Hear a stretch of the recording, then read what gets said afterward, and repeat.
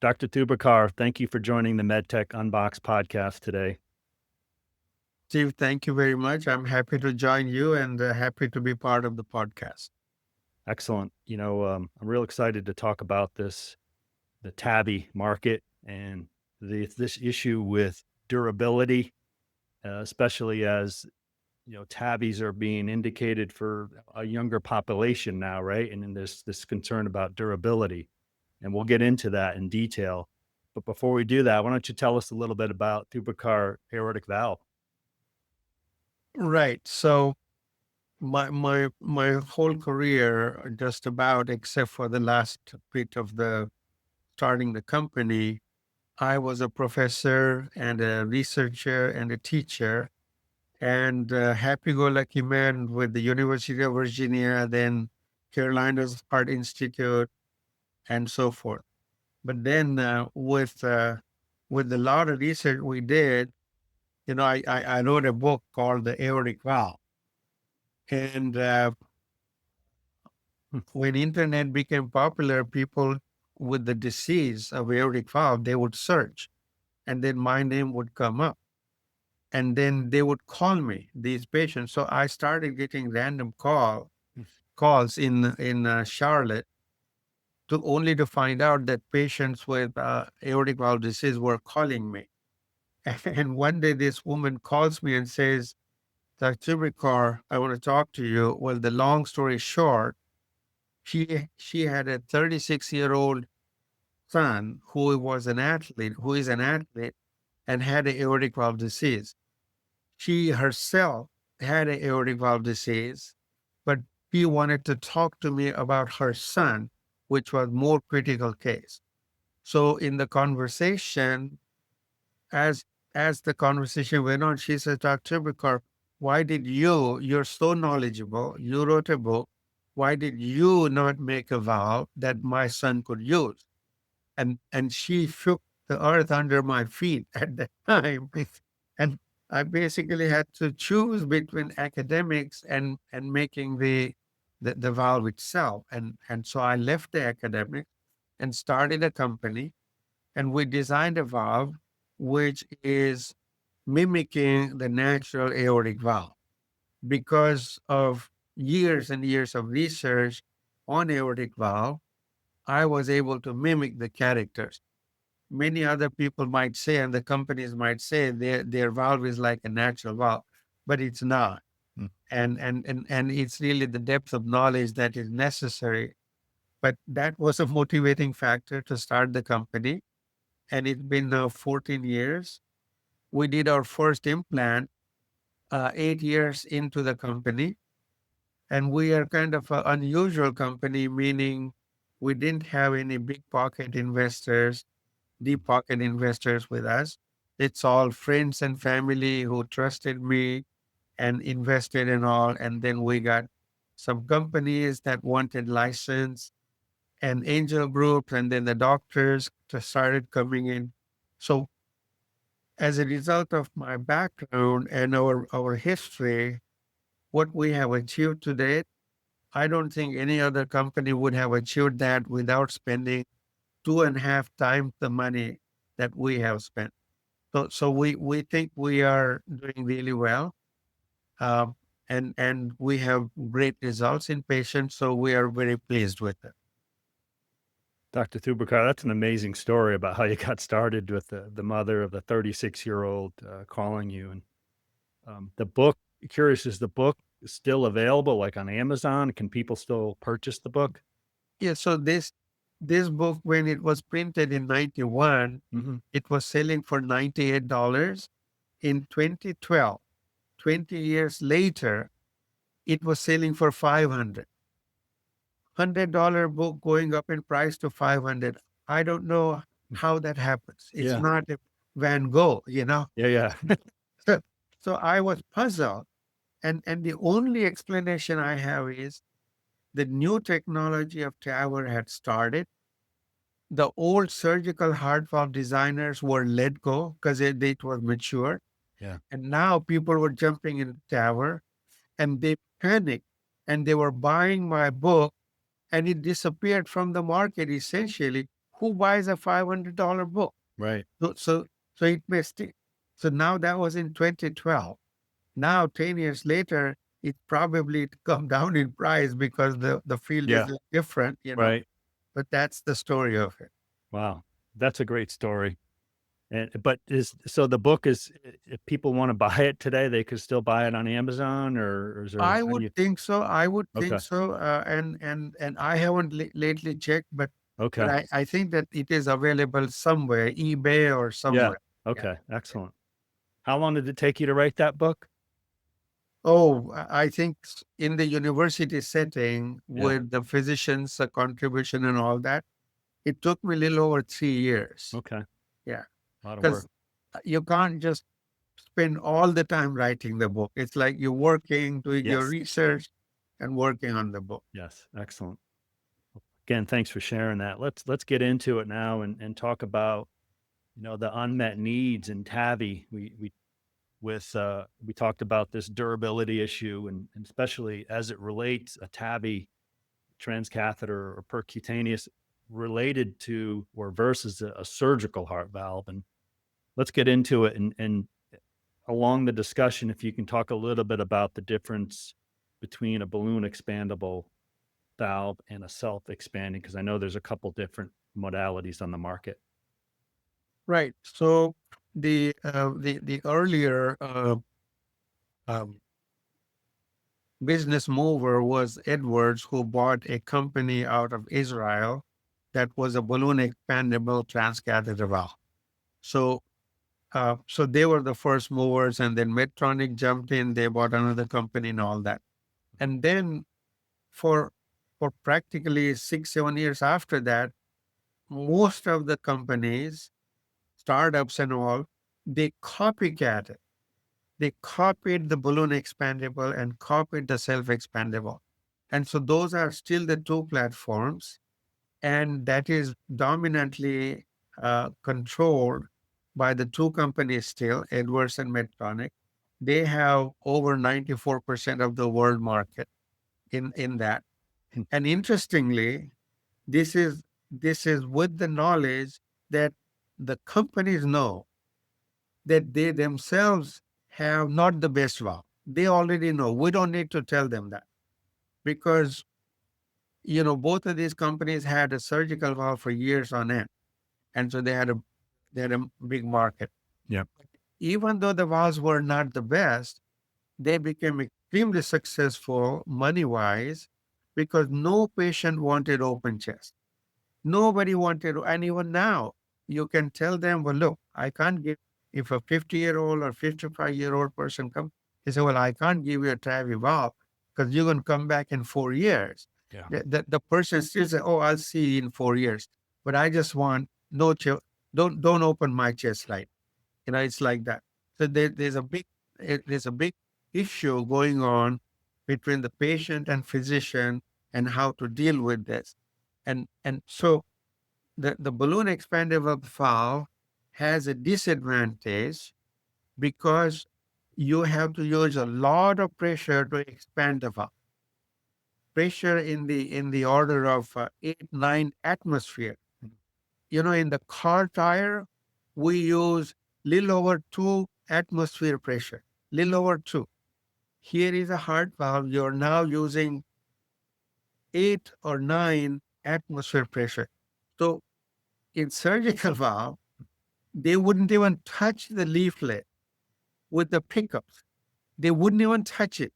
And here we are applying a huge pressures on the tissue with the balloon. So because of this potential damage to the tissue because of balloon pressure, the durability is compromised.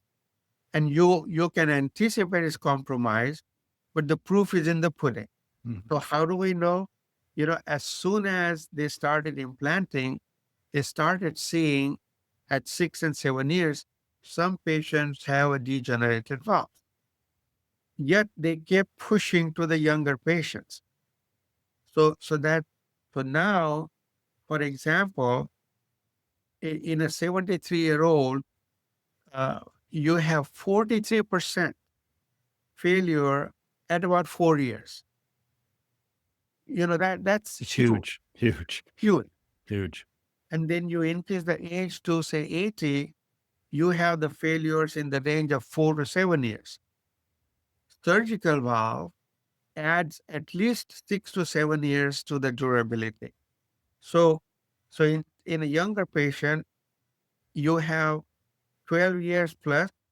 In an older patient, you have 18 years or thereabout. So the lifespan is much, much greater. And now people are becoming almost in a panic. Oh my God, what do we do? What do we do?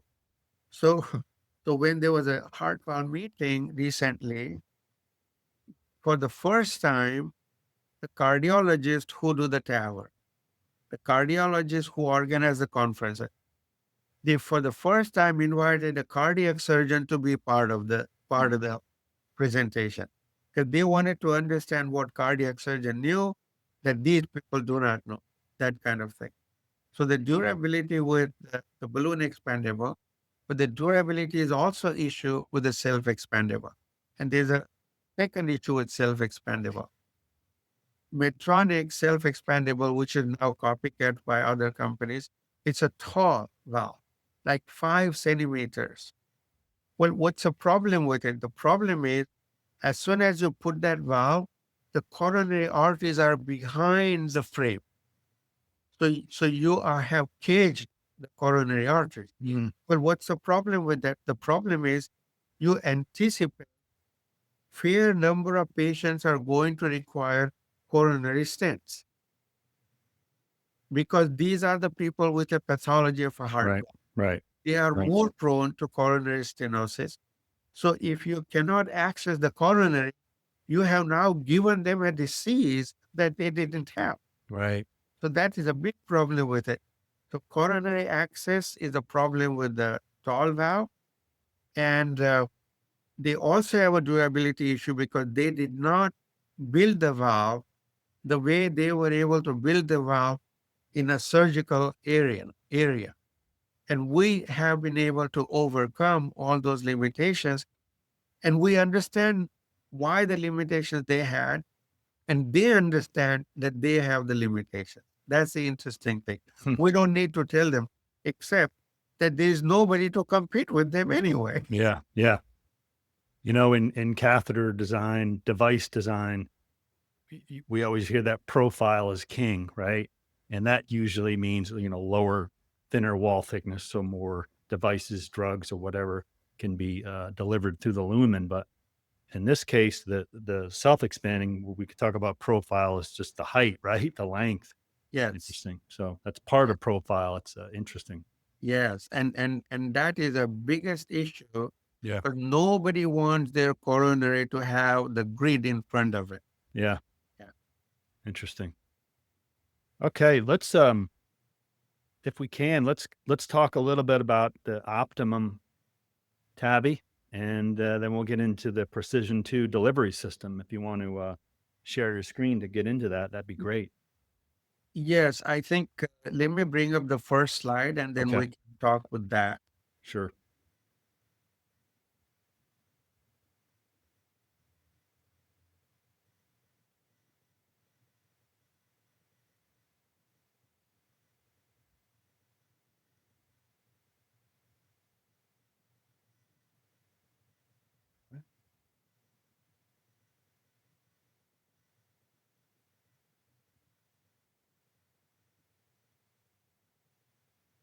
Are you able to see my screen? Yes. Okay, so the the term optimum is I didn't pull this out of a blue sky. When I was studying why the nature designed our heart valve in a particular way.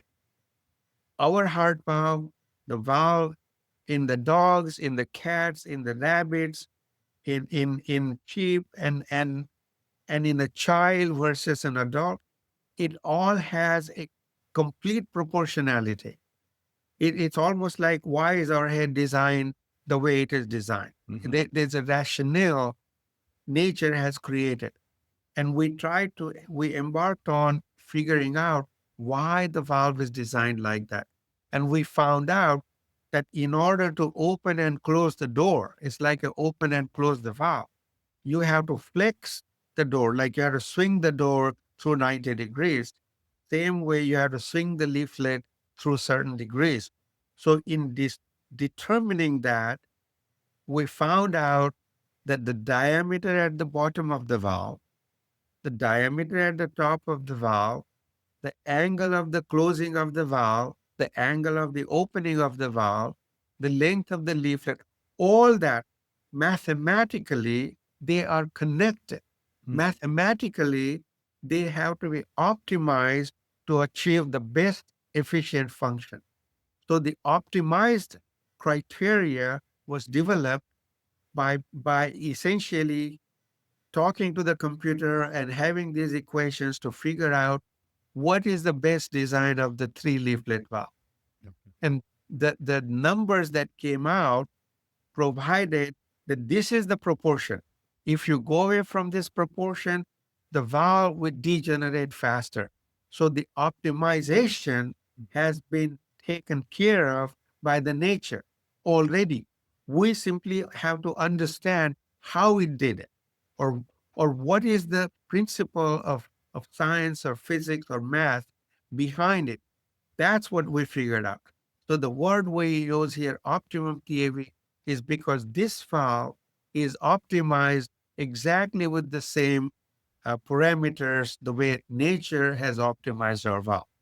That's also the reason we call it the nature's valve by design. Hmm. So we have a natural geometry. We have no suture holes in the flexion zone. Mind you, you cannot open and close the door Hmm. without putting the hinges. Yes. If you had no hinges, you have to think about what do I do? What do I do? It's like a sail on a boat, Yep. you know? So you have biggest problem at the attachment if you don't allow it to swing open by the rotation movement like hinges. So in our valve, we found out that the flexion is the most challenging principle in the working of the valve. And so if you put the holes in the flexion zone, you are dead in water. Yep. And what has happened is in the TAVR technology, when when companies have so sutured the tissue to the frame, they use a surgical needle and use a surgical suture and go around it. So put a hole through the leaflet, go around the frame, and bring it back. All those holes in the flexion zone, they have not been able to get away from it. No company at this point in the world, no company is able to get away from holes in the leaflet in the flexion zone, which is the most challenging part of heart valve. Anyway, we overcame that. That is our secret sauce. Mhm. We overcame that. And that's one of the reasons why none of the valves are ever going to have a durability the way our valve has, you know. Yeah. So we overcame that and we have no sutures in the flexion zone. We use a self-expanding frame Yeah. so that there's no balloon issue or tissue damage. We use the lowest height Mm. or profile so you don't block the coronary arteries. Yeah. So with all of that, the valve has the most efficient function. And in the patient, where the proof of the pudding is, when we compare a 1 year follow-up data or a 2 year follow-up data, our valve has the most superior function compared to the commercial valves right now. Huh. Which you said are 94 roughly percent of the market, right? Exactly, exactly. And these companies cannot wait to acquire our valve, Mhm. but they just don't want to be a part of R&D. Hmm. They say, Taxity, you get the CE mark, get a European approval, then we'll talk to you. Wow. They simply want to build and sell. You know what I'm Yeah. saying? Yeah. Yeah, Money yeah, machine, cash yeah, cow. yeah. So I will tell you a little bit about catheter here Yep. because I don't have a picture down the road there. Okay. So our catheter, you can see a capsule is very small because the valve height is very small. Mm. So it is very easy to go around the bends. See, that's a big thing. Because Profile. if you make the capsule twice the length, it's that much harder to push through the curves. Right. And there are curves in our uh, thigh area, in our pelvic area, where you have to insert the catheter for implanting the valve. The handle is very easy to operate, and you rotate it and you push the valve out through here, Hmm. and then it is done like that. So catheter uh, operation also you will see. So I want to go to the next slide to talk about durability one more time. Okay. And the proof of the durability, everybody wants to say that you have to have a patient data for 10 years. Which company waits for 10 years before they make another model? Hmm. In surgical valve, every 3 years they would build a new model. And even in TAVR now, you have Edwards has valve A, then a valve B in few years, then valve C, and then same thing with Medtronic. You have A and B and C and D. Well, how did they decide in surgical arena that your new model is better than the old one? So there's a gold standard test that FDA and NIH figured out. And that is this test here on the right panel. The test is in the sheep. What they found out was in people, the younger the person, the quicker the valve becomes diseased, these prosthetic valves, Hmm. because the calcium metabolic rate is higher in a younger patient, like when you're building the bones, for example. Yeah. So, so the sheep turns out to be a model like a juvenile human being, Hmm. like a teenage human being. So, so they found out that if you were to show in sheep that your valve model B has a less calcium than model A, very simple. You just tell surgeon, hey, in sheep, this has less calcium than the previous model. So use this one. So that was used as a gold standard to promote the development as you created new model. Okay. Okay. So what we found is when we show our data of optimum valve, we have nothing to compare it with in TAVR field. Not a single company will show their sheep data. So we have to compare our data with a surgical valve, Uh, And so surgical valve also shows these little intensities of calcium, yeah. which is more than the intensities here. And interestingly, you see these little dots, Yeah. tiny little dots. These are the dots in our valve that is in a place where the tissue is not moving. It is like a non-moving part of the valve structure. But there's a hole there. See, even in our valve, if you create a hole, you can see a calcium. But in our valve, these holes are not part of a working valve. They are part of a rest of the architecture. So we have a proof in the sheep model that our valve has better durability or at least equal durability to surgical valve. Mm. That's huge. And and we can't compare our data because none of the Mm. big companies want to show their sheep data. Hmm. So you know how the old commercial was, show me the beef. Yeah. Where's the beef? Yeah. Show me the beef. Yeah. Yeah. So I tell people, when big companies come to show you the valve, Yeah. you should say, you know what? Show me the sheep. Yeah. Show me the sheep. Show me the sheep. Yep. And nobody wants to. Nobody wants to. Nobody wants to. Hmm. Yeah. And the same companies will show the same sheep data in their next generation surgical valve. They'll show Gotcha. it for surgical. not for transcatheter. Yeah. Yeah. Interesting. Yeah. So here is, you can see the catheter at work. Yep.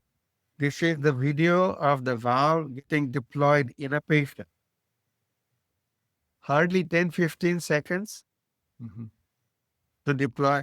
It's a very easy deployment procedure, very easy to use the catheter. You don't need, see, the Yeah. companies have started putting lots of bells and whistles on it Mm. because they have a fundamental problem they cannot solve.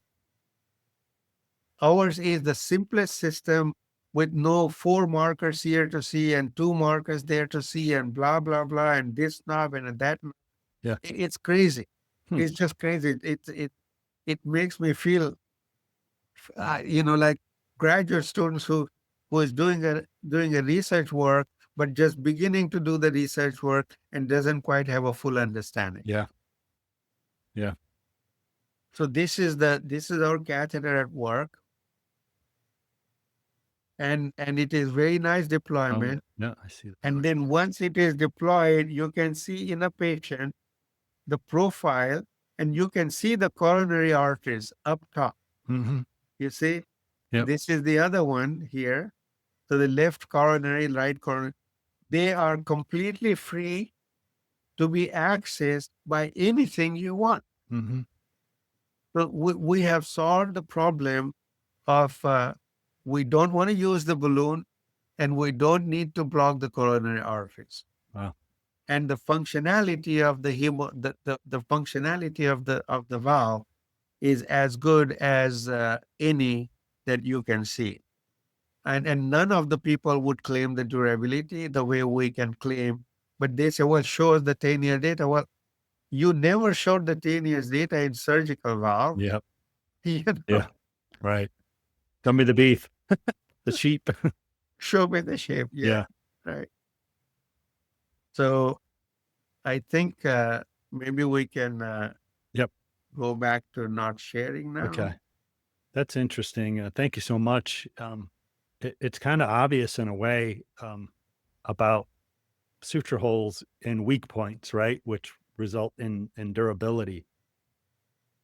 And I didn't quite understand how you overcome that though in the optimum. Right. I think you have to excuse me for that. Yeah. Okay. No problem. You'd have to, if you told me, then we'd have to stop. Okay. Yeah. Got it. Got Now it. No problem. you can meet me offside. We're having beer. Maybe I should Okay. have with All you. right. Yep. Understand. You talked about a little bit about the tortuosity and the delivery because of the shorter. We can relate that to profile, like we talked about, I guess. And is there any difference in transeptal crossing related to the two? Is there anything there? So we are not doing the transeptal here because we don't need to. We go in the femoral artery. Yep. We go femoral artery, go to the aortic bifurcation. Femoral Yep. artery, go to the aortic bifurcation, go up the aortic arch, make a U-turn, and go to the valve. Oh, okay. Yeah. So Gotcha. it's percutaneous. It's a single puncture in the pelvic area. Okay. You mentioned that pelvic. Okay. That threw me off a little. Thanks for going through that. That's awesome.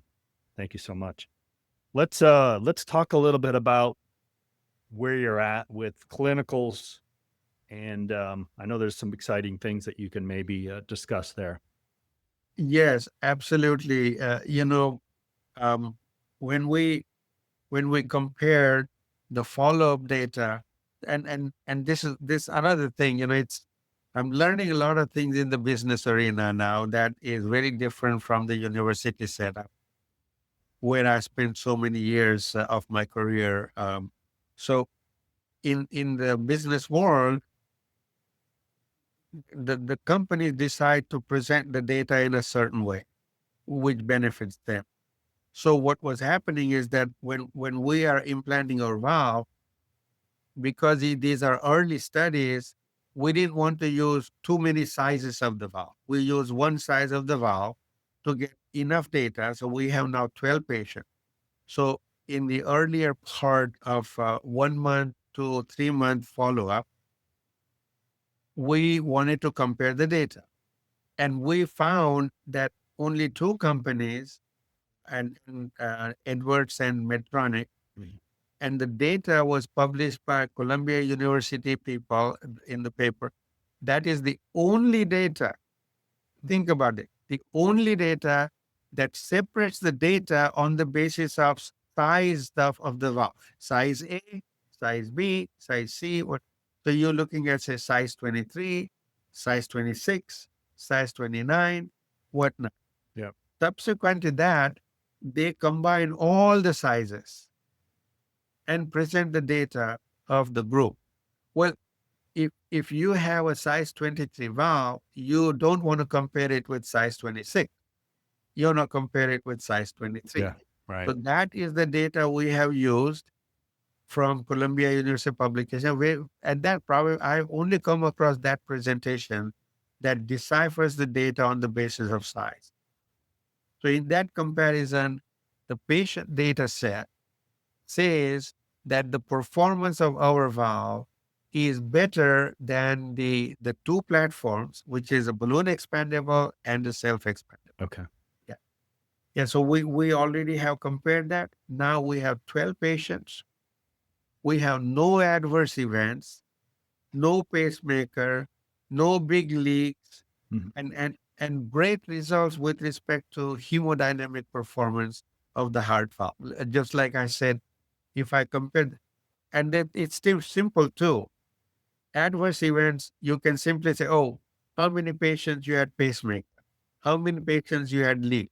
Those are interesting and simple, straightforward. Yeah. Well, we have none of those to even compare because ours is zero. No, Oh, zero pacemakers, zero big leaks, any of that. So that part is out. yeah. So performance is checked with respect to effective orifice area and pressure gradient. That is what they measure on echo as the follow-up.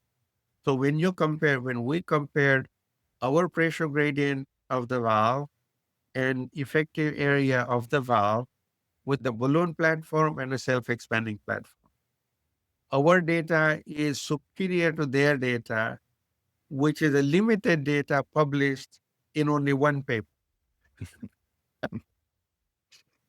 It's amazing. That's amazing. Thanks for sharing that. Let's talk about the future. What's the outlook for clinicals and also funding? Yeah, so it is interesting the way the field has gone. We thought that we would have easiest time to get funding, or we even be sold out once we proved the durability Hmm. in sheep. But the field was very dynamic. That so many things were happening, so many people were getting involved, and so much and very fast expansion of work because of the patients. Just surgery was going down, down, down, transcatheter going up, up, up, very fast. I think the first year revenue of Edwards was something like $640 million, something like that. You know, so now the market is probably 5-6 billion a year and still growing, Probably still more. growing. Yeah. Yeah. So we thought that it would happen like that, but it didn't. It didn't. We didn't get any big checks. We didn't get any buyout offers and all that. But as we have increased the patients now, more and more people are talking. But we still need funds to do a complete European approval. So we are working on European approval. We have 12 patients in Europe doing fantastic. Pre-COVID, we did one patient in Brazil. She's at 6 years now, and she is doing fantastic. And her valve performance numbers and the 12 patients performance numbers in Europe, you can't tell the difference. Hmm. It's all part of the same thing, it looks Yep. like. So it is really great. And we have to go to Europe because all the big companies, if FDA deserves a bit of a blame in this, all the big companies went to Europe first They got a European approval first. They started commercializing. Then they started collecting the data on those patients, commercialized patients in one or two centers. And then FDA, Medicare, and the companies, they sat down together. And would you believe they brought, in my opinion, they brought the FDA and Medicare to their knees. They would not, they said, we don't want to bring the valve to US. We don't. You guys are not so good. You push us to go to Europe. Mm. I'd asked this question to Hillary Clinton in one of the conferences, Mhm. which she sort of addressed in a political way. Yeah. But I'd said, and I still say, it's an American idea, American money, American development, proof of concept, the preclinical, sheep and all that. Then go to Europe, Mm. give the money to Europe, train the doctors in Europe, then bring the doctors to America to train the American doctor. It's oxymoron. Who does that in the world? Right. Only we do that. Yeah. And why do we do that? Because of the rules and regulations in FDA. So FDA and Medicare agreed, which is a really great thing, that they would actually pay for clinical trial in the US. Then the companies agreed they will do the trial in the US. Edwards was the first one. And it looks to me like Edwards said, you know what? Unless I get paid, I have no reason. I did my clinical trial there in Europe. I don't want to do clinical trial. And they paid for the clinical trial in the US. So they changed the rule at that. Yeah. And it is still difficult in FDA. When we go and talk to them, say, well, we want to do some work here. They say, okay, do you have a 1, 2, 3, 4, up to 50 points done first? Well, if you are a startup company, you can never do 50 things. Right. So that's the problem. So anyway, so Mm. now we have 12 patients in Europe, and we are going to do limited implants in the United States and Canada, maybe like 10 or so Okay. implants in the US and Canada. And the reason, Steve, is investors we're talking to, they say, oh, you have any patients in the US? We say, well, they are all Caucasian there in Europe. That Mhm. we have Yeah, huge. yeah. But they still say, it's a business mind. They still say, you know what, we want to see at least a couple of patients in the US. So we're going to do 8 or 10 patients in the US. Right now, we're planning on that. So that is the stage. So our focus is do limited patients here, get the investment, complete the European trial, then come back to do the US trial, Okay. just like the big companies did. Excellent. Okay. Well, this has been a great discussion, Dr. Thubrikar, and I look forward to following the progress as these activities that you just mentioned. It sounds seems to me that it's a very elegant design that kind of takes care of some of these limits or gaps in the market with sutures and weak points and durability. And so I really appreciate you taking the time. And in the process of these implants, our physician is in Poland. He uses uh, 5 commercial systems in his routine tower. In Oh, a lot of the hospitals, they have Tuesday, Thursdays, only tower. Tuesday, Thursday, only tower. So he has the same process. So he uses 5 commercial systems. When he used our implant system, he made a comment, which we put it on our business press release. He says he wishes that his routine towers were as easy and simple and effective as our valve. hmm. He wishes. The key word, and you mentioned it a few times, is simple. Keep it simple. Yeah, and he knows how well the patients are doing. Mhm. They discharge on the day 2, day 3, which is in most of the cases. but in terms of the functionality of the valve, how well patients are doing, and and if you were to believe that the sheep data will translate into human data few years down the road, then you have an amazing situation. Yeah. Excellent. I look forward to following it, and I wish you the best of luck in these clinicals and funding as well. I thank you very much for giving the opportunity to be a part of this podcast.